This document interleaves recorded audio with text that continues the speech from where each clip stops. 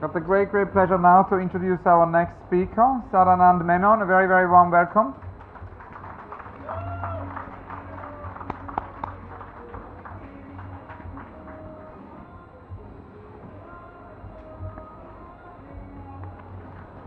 Really nice to meet you. Good to see you again.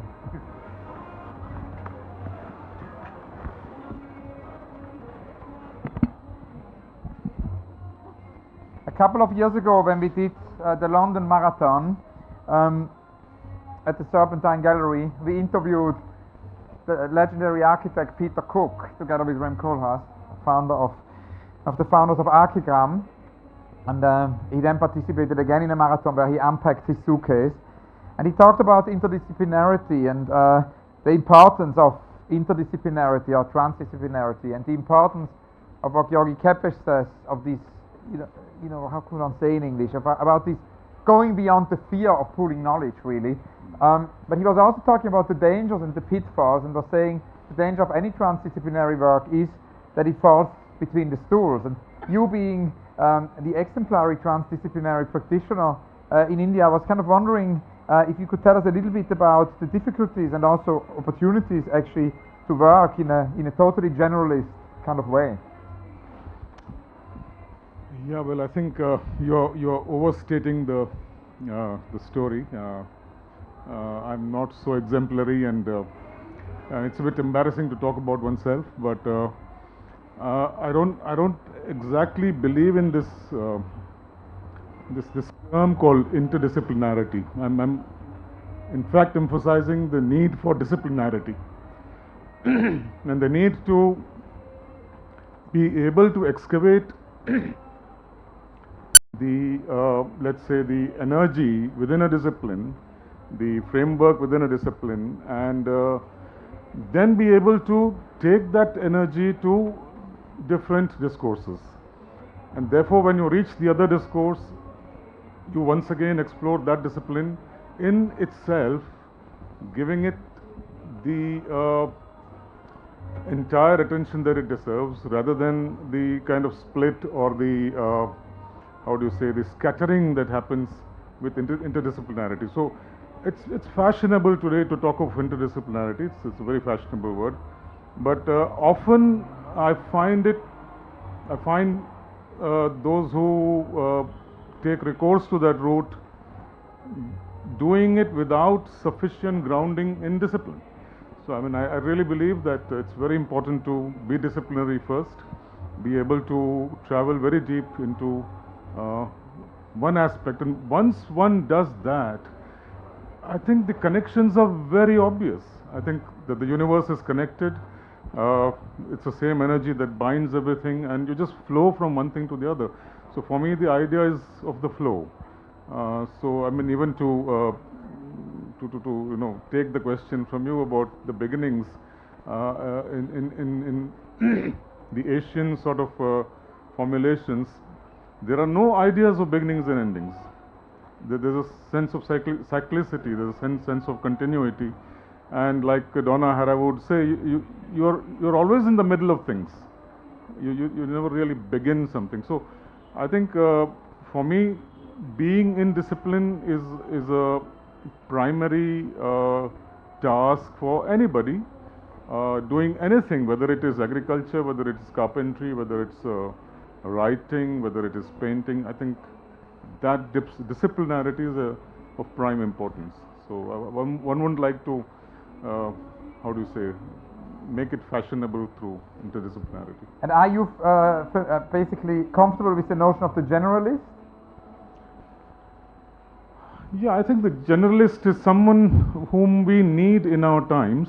Unfortunately, the contemporary generalist is the contemporary journalist, and that's of course a very weak sort of foundation. I think we need a slightly more intense idea of the generalist, someone who is able to comprehend this synecdoche of the part for the whole, or the whole for the part, in such a manner that you see a universe in a grain of sand. I mean, that is the generalist. But does it mean that you need to train yourself in several disciplines? Yes, Yes, you have to train yourself very seriously in several days.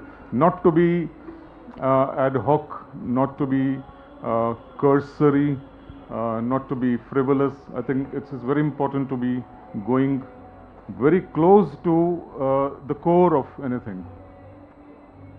Now you mentioned journalism, and one thing which has been mentioned to me by many people ever since I come to India are the arts pages for the Economist Times, which have been very important for the art world here. So I was wondering if you could tell us a little bit about the way, also the sense of urgency, with which I've been told that there was a great sense of urgency about that, how you conceived and conceptualized these arts pages. And also I'm curious to know more about the circumstances, how it was discontinued. Yeah, I mean, it's a public story. I mean, I think everybody knows it. The arts pages of the Economic Times was something I inherited. I didn't invent it. It was already there. The Economic Times had reinvented itself as a financial newspaper, modeled on the Financial Times of London. And the proprietors of the Menon group who run that newspaper had this peculiar idea. They created that new brand with a pink newsprint, and they thought this would be the new brand that will be attractive to the captains of industry, to the big bankers, to businessmen, and to the elite of India. And they priced it, they gave it a very high cover price. It was 5 rupees those days per issue, and obviously very difficult for an average reader to buy.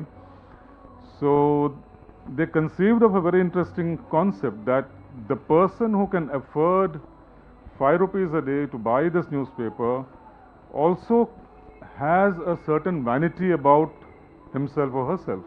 And that vanity is that I am a cultured person. So let us feed that vanity. It's a very cynical idea, extremely cynical idea. Let us feed that vanity. Let us give them arts and culture. So this is how that page generically came about. I came into it perhaps 2 years after it was already in existence. And I knew jolly well that this was the framework within which it had been constructed. Now, the task I gave for myself is to subvert that idea and to see how far one could take it. And it's just very lucky that I had with me a team of very young people who might not have been very deeply knowledgeable about the arts, but had the spunk to stay with it. And some of them are here in this audience. And we set about reconstructing that space as if art mattered, and as if art was not just an elite activity, but an activity which everybody connected with. And by art, of course, one means a broad range of things: performing arts, visual arts, fine arts, cinema, literature, everything. And my enthusiasm grew when in a certain kind of a readership survey I did a little later, I found out that some of the keenest readers of that page, that arts page, were the trade unions. So very interestingly, just like captains of industry were buying the paper, every trade union in India was investing in a copy of the Economic Times to understand what the capitalists thought. Obvious strategy. So, and they were very keen readers of this page. So it was very easy for me to then rethink of introducing ideas into it, writers into it, looking at material around in the country, and a hell of a lot of material, which was talking back to power. So I think once that clue came in my mind, it became very easy to strategize what we would do, and then to make it accessible to a certain kind of readership, which necessarily was not the elite readership. But the fact that for about 5 years it ran without any interference from the management, I would say is a great thing. I would say hats off to those guys. But when they began interfering 100%, and they realized that this was getting a bit too subversive for their comfort. So it was also around the time, 4 years down the line after liberalization, economic liberalization, when increasingly all ideas of art and literature were being reconceptualized and reframed as entertainment. And that is where we are today, 15 years down the line. Today, there is no arts coverage in India, there's only entertainment coverage. So, for example, it's quite possible that at least a dozen people will come to interview you and talk to you from the media in Delhi, but they will be very interested in very trivial information about you and what your interest in sartorial interest is, or gubernatorial what do you call it, your tastes in wine are, or whatever. That's all that will interest you. They will not want to get deeper than that. So I think till the time those pages lasted, and also luckily this was a newspaper that was published from 7 different centers in India. So in one sense it had a national character to it, and one could cover issues from different parts of the country. Till it lasted, it had this sense of creating a national debate on various arts issues that were emerging then.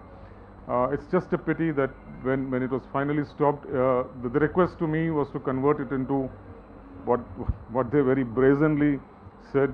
They said, make it F and F pages. So I said, I know my alphabets, but I don't know what F and F stands for. So this was very clearly explained that it means food and fuck pages. And but that's where the Indian media is today. Everything is converted into that. And once one realized that one didn't want to follow this agenda of the newspaper, the only option was to step out of it. And as one stepped out, one also saw a fantastic cascading effect where newspaper after newspaper just transformed their arts pages, rather liberal arts pages till then, till 1994, 1995, to do a survey. Liberal arts space was there in most of the Indian media, but there was a cascading effect and everything turned into entertainment. And that became, I think, one of the turning points where many good writers on the arts moved out of the newspapers, moved out of the media space, and did other things. Some of them became artists themselves, some of them wrote books, and some of them went into niche journalism. But I think from that period onwards, the significant role of the arts page in the newspaper in India was demolished. And has there been an archive? Has there been a book about these pages you have done over the years? Has it all been gathered, or? Well, it's very interesting you ask the question. I must say there has been no interest. There are some artist friends, some of them sitting here, Vivan, Sundaram, etc., who have actually collected those pages. I have a set of those pages, but there has been no interest. So it's very interesting that while there is a romantic remembrance of that time, there has been no concrete effort to make an archive of it. And archives in India are rather shoddy things, and this is part of that same thing, this idea of the broken memory, that memories are discontinuous and they are broken and they are not building up consistent narratives. Now, similarly to Ranjit, we talked about these multiple identities, or basically David Deutsch, the quantum physicist, wouldn't call them necessarily, he would call them parallel realities in a quantum physical way. You've got also lots of parallel realities besides your art pages and your work in journalism. There is your work in photography, there is your collaboration with Chandra Rekha, there is your curating also. I was wondering if you could talk a little bit about this, and also if within all these parallel realities you have unrealized projects, dreams, things which haven't worked out yet. Oh, well, yeah, like I said it earlier, I mean, I don't see these as distinct or discrete or separate activity. I think it's all part and parcel of the same thing one does. If one has a clue about, a visual form, then this clue extends to all that you do. So probably my primary clue began with photography, and with the fact that I was into photojournalism, and this much of what I did became like photo stories. There were a series of pictures, and just by some kind of peculiar chance, one always landed up in situations where these series of pictures made a certain kind of a relevance in a particular context. Like, for example, during the 1984 Sikh riots in Delhi, or I was probably the first photographer to photograph the child labor in Shivakashi, and so on. So all this became series pictures that also became part of investigative committees and commissions that were set up, and court cases that happened, and so on. So while doing this, I began to discover a certain character of the visual, a certain possibility of subversion in the visual, and so on. So how to break out of the tyranny of the frame, the photographic frame, became a constant quest, and which is what led me eventually to stage lighting, to understand the properties of stage lighting, and so on. So I think there's a certain connection in all this, which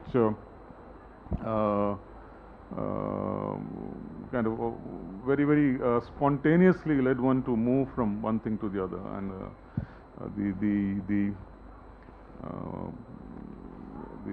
the unrealized project I don't think works for me. I mean, all projects are in the process of being realized. The concept of unrealization is a partial concept, because I think at any given stage what you're working with will tend to have a certain potential which you can fulfill only much later. But at that point, what you're doing will certainly be the fulfillment of that moment.